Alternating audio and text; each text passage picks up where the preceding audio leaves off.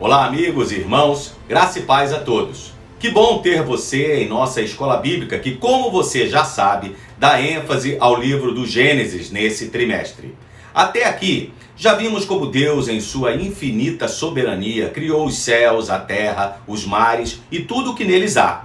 Criou ainda o ser humano para o louvor da sua glória. O homem e mulher os criou à sua imagem e à sua semelhança. Mas vimos também que ao fazerem escolhas erradas, eles passaram a viver longe de Deus, amargando todas as consequências desse terrível ato de desobediência.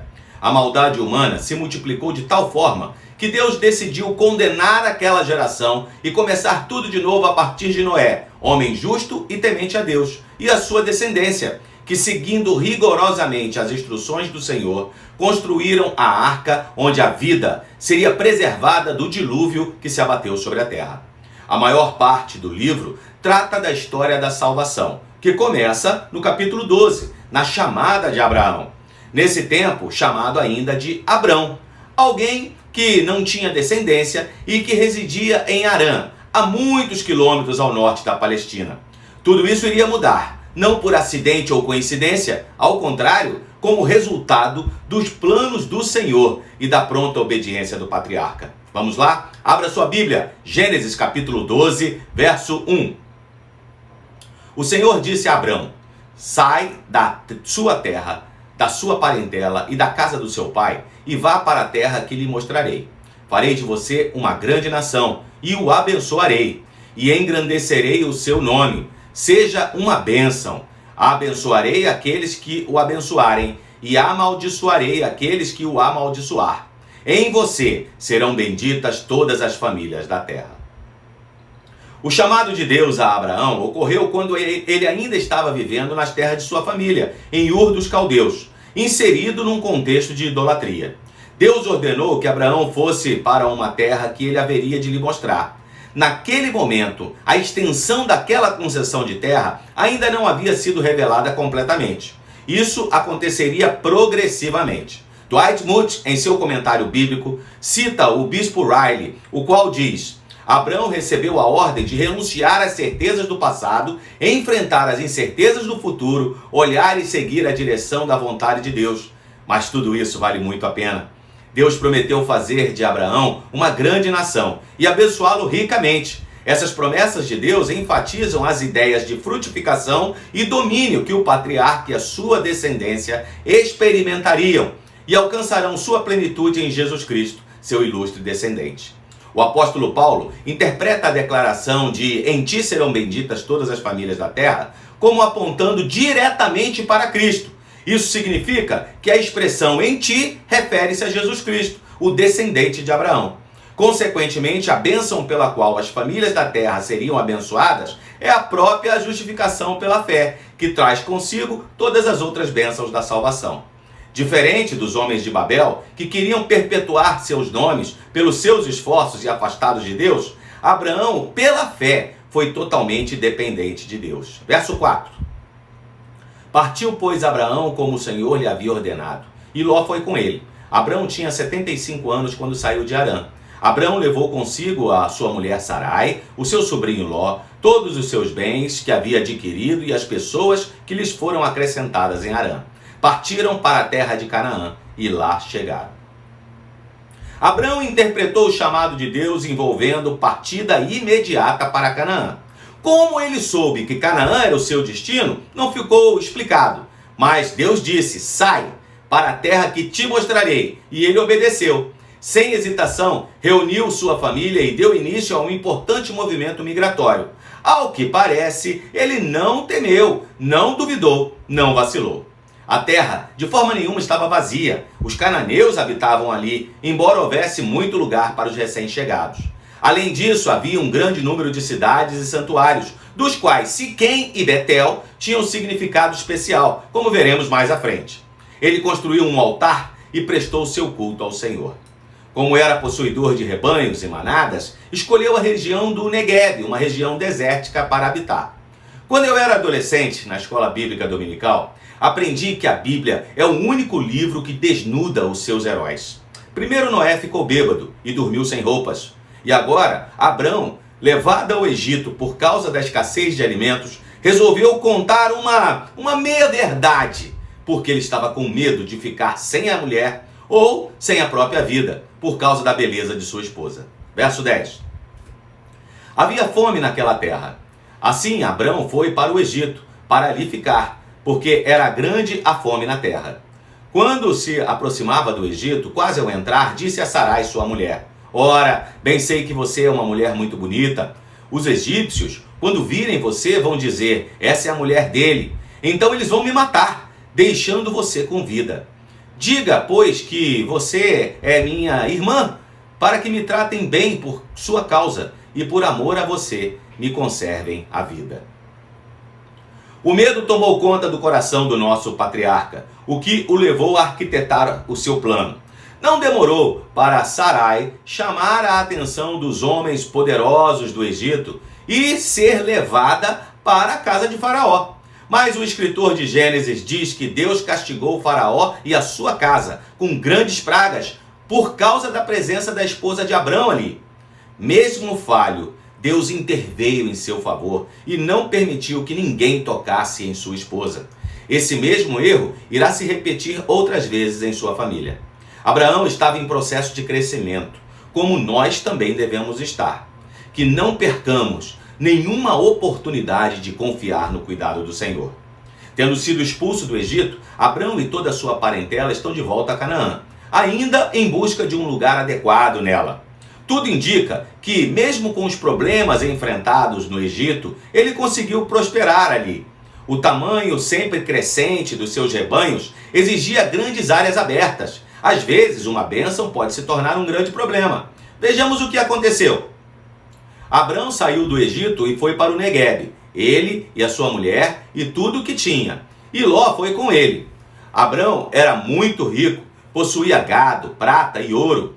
Fez as suas jornadas do Neguebe até Betel, até o lugar onde primeiro tinha armado a sua tenda, entre Betel e Ai, até o lugar do altar que anteriormente tinha feito. E ali Abraão invocou o nome do Senhor. Ló, que ia com Abrão, também tinha rebanhos, gado e tendas. E a terra não podia suportá-los, para que morassem juntos, porque eram muitos os seus bens, de maneira que não podiam morar um na companhia do outro. Houve desentendimento entre os pastores de gado de Abrão e os pastores do gado de Ló. Nesse tempo, os cananeus e os ferezeus habitavam essa terra. No contexto da insatisfação dos pastores de Abrão e Ló, Abrão conversou com seu sobrinho. Ele disse que não deveria existir qualquer tipo de contenda entre ambos e entre os seus servos, afinal de contas, eles eram parentes chegados. Então, numa grande demonstração de humildade, maturidade e confiança, Abraão propôs que ambos se separassem, mas deu o benefício da primeira escolha de direção a Ló. Se Ló escolhesse ir para a esquerda, Abraão iria para a direita e vice-versa. A Bíblia diz que Ló levantou os olhos e viu toda a campina do Jordão. Aquela região era muito bonita, seus campos verdejantes e bem regados, e Ló ficou impressionado com o que viu. Escolheu conforme lhe pareceu bem aos seus olhos. Ele partiu para o oriente em direção a Sodoma, separando-se de Abraão, que ficou na direção oposta. Uma escolha desastrada. A escolha carnal de Ló o levou a uma região de pessoas extremamente corruptas e afastadas de Deus. João Calvino diz que, ainda que Ló pensasse viver no céu, ele já havia quase que afundado no inferno. Sem dúvida, essa correta observação contrasta os dois parentes, Abraão e Ló. Um confiou em Deus, o outro confiou no que viu. O capítulo termina com a confirmação do Senhor. Abrão havia feito a escolha certa, e as promessas divinas desse capítulo reforçam o que Deus já havia lhe dito antes. Moody afirma em seu comentário que, como recompensa por seu altruísmo raro, o patriarca recebeu a terra de Canaã. Deus lhe deu o título de propriedade da terra e convidou-o a abrir bem os olhos e apreciar os tesouros que se estendiam diante dele em todas as direções.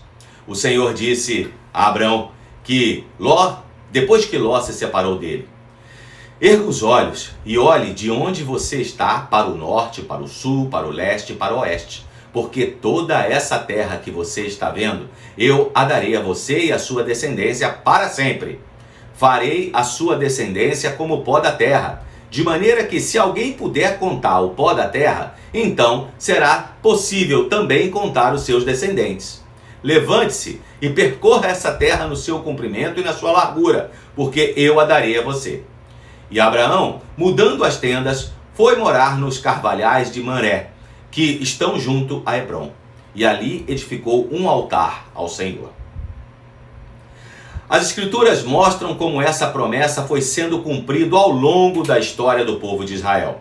Contudo, essa promessa também apontava para Cristo e os verdadeiros descendentes de Abraão pela fé, o novo Israel formado por judeus e gentios, e o seu cumprimento pleno e final será alcançado na consumação dos séculos, com o verdadeiro Israel habitando os novos céus e a nova terra diante de Deus.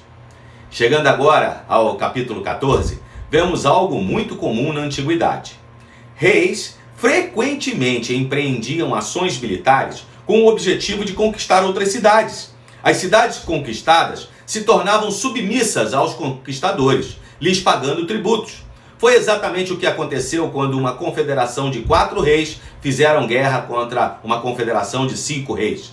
Naquele tempo, Anrafael, rei de Sinar, Arioque, rei de Elazar, Quedarlaomer, rei de Elão, e Tidal, rei de Goim, fizeram uma guerra contra Bera, rei de Sodoma, contra Birzá, rei de Gomorra, contra Sinabe, rei de Admá, contra Semeber, rei de Zeboim, e contra o rei de Bela, também chamado de Zoar.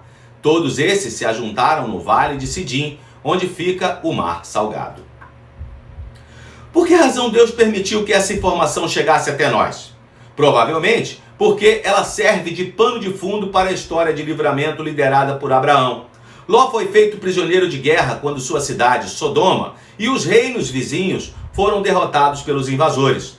Sodoma não era só notoriamente ímpia e má, mas a sua riqueza se tornou uma tentação para forças externas distantes.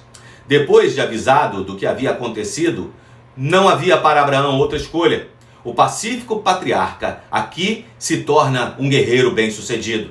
Embora tenha comandado um exército de homens não treinados para a guerra, mais uma vez vemos o agir de Deus a favor do seu servo. Verso 14. Quando Abrão soube que o seu sobrinho estava preso, fez sair 318 homens dos mais capazes, nascidos em sua casa, e perseguiu os inimigos até Dan. E de noite, Abrão dividiu seus homens em grupos, derrotou os inimigos e os perseguiu até Robá, que fica ao norte de Damasco. Trouxe de novo todos os bens e também o seu sobrinho Ló, os bens dele, e ainda as mulheres e o povo. Em seu retorno triunfante, Moisés diz que 2 reis locais reagiram de maneira favorável a Abraão, e a questão dos relacionamentos não é um aspecto sem importância no estabelecimento dos relacionamentos na Palestina.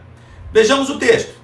Quando Abraão regressava depois de derrotar Quedorlaomer e os reis que estavam com ele, o rei de Sodoma foi ao encontro dele no vale de Savé, que é o vale do rei. E Melquisedeque, rei de Salém, trouxe pão e vinho. Ele era sacerdote do Deus Altíssimo. Ele abençoou a Abrão e disse: Abrão, seja abençoado pelo Deus Altíssimo, que criou os céus e a terra. E bendito seja o Deus Altíssimo, que entregou os adversários de você nas suas mãos. E Abrão deu a Melquisedeque o dízimo de tudo. Então o rei de Sodoma disse a Abrão: dê-me as pessoas e fique com os bens para você. Mas Abrão lhe respondeu: juro pelo Senhor, o Deus Altíssimo, que criou os céus e a terra, que nada tomarei de tudo que é seu, nem um fio, nem uma correia de sandália, para que você não diga: fui eu que enriqueci a Abrão. Não quero nada para mim, a não ser o que os rapazes comeram e a parte que toca a Aner, Escol e a Mamré, os homens que foram comigo, que estes fiquem com a parte deles.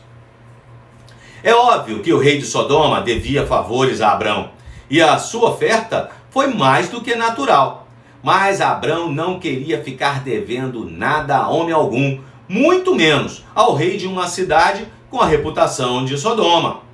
Mas o ponto central dessa história é o outro rei, Melquisedeque, rei de Jerusalém, ocasionalmente abreviado para Salém, também chamado de o Rei da Justiça. O comentário bíblico NVI explica que, do ponto de vista dos fatos meramente, a história é muito simples. Um governante cananeu local fez um gesto de amizade a um herói que retorna, fornece uma simples refeição aos seus homens, pronuncia uma bênção sobre ele e recebe uma pequena porção do saque da guerra. Mas é evidente que o reinado sobre Jerusalém incluía funções sagradas. A divindade adorada por Melquisedeque era El Elohim, o Deus Altíssimo. El era adorado pelos cananeus como a sua divindade suprema, como Pai e Criador. E o título Altíssimo também era muito conhecido entre eles. Para Abraão estava muito claro que o Deus adorado por Melquisedeque não era outro senão o Senhor, o Deus que havia aparecido pessoalmente a ele.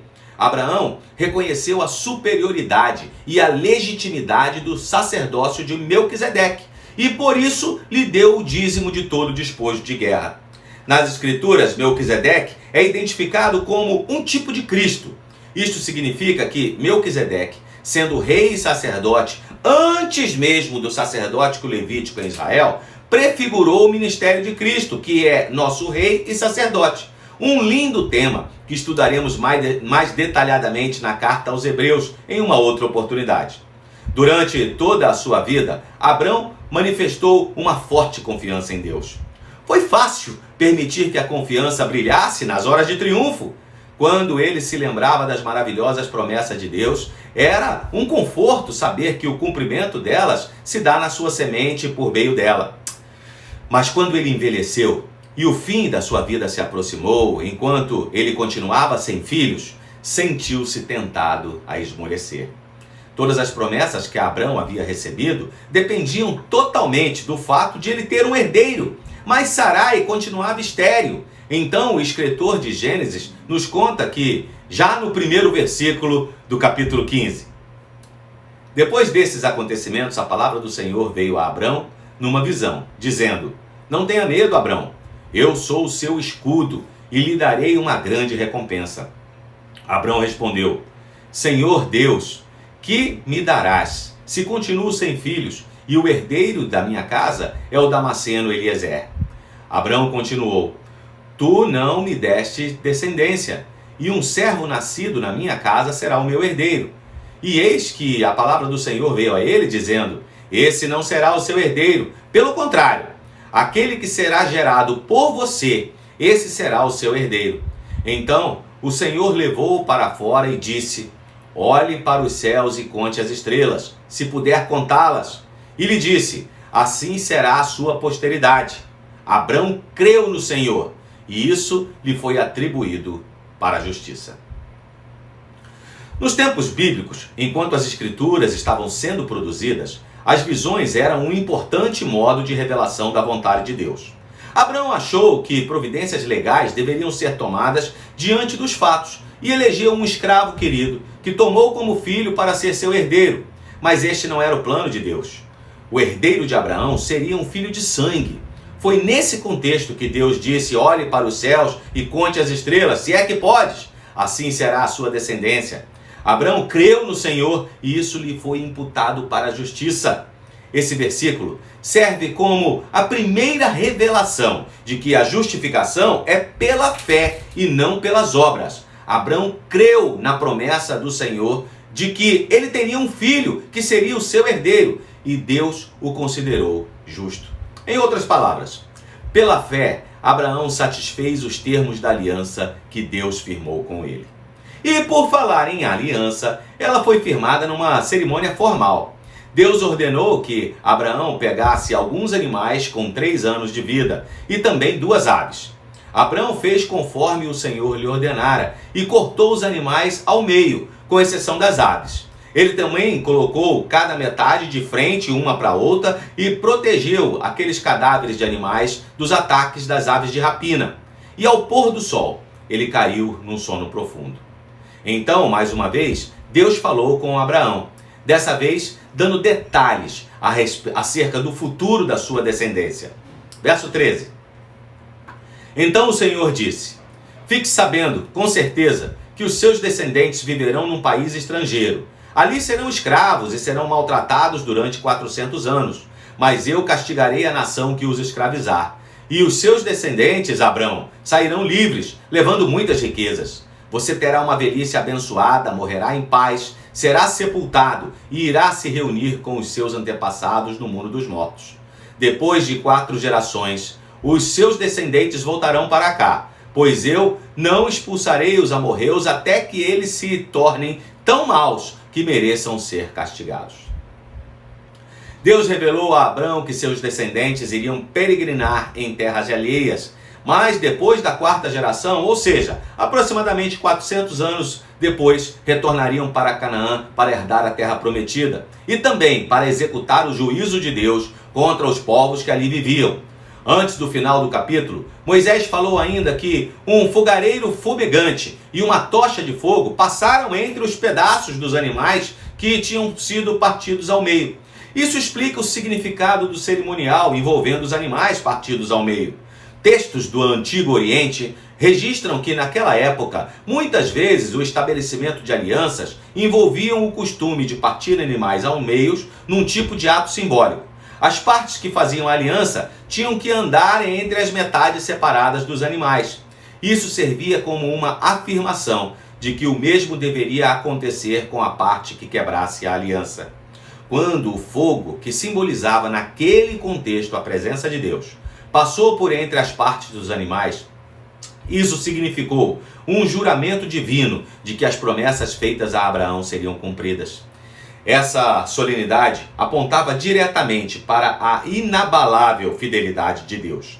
Significativamente, Deus passou sozinho entre as metades dos animais. Isso significa que Deus estava impetrando maldição sobre si mesmo, caso ele não honrasse a sua aliança. Também por isso, o escritor de Hebreus diz que quando Deus fez a promessa a Abraão, ele jurou por si mesmo, já que não havia outro maior por quem jurar. Gênesis 15 termina com com uma declaração de Deus bem específica a respeito da parte dos limites geográficos e éticos da terra que prometeu dar aos herdeiros na promessa feita a Abraão. Assim também terminaremos nosso estudo de hoje. Eu espero que você tenha gostado. Como é bom saber que o nosso Deus está atento a todas as nossas necessidades e cuida de nós, não é mesmo? Que você tenha uma semana abençoada. Um abraço, pessoal. Até a próxima!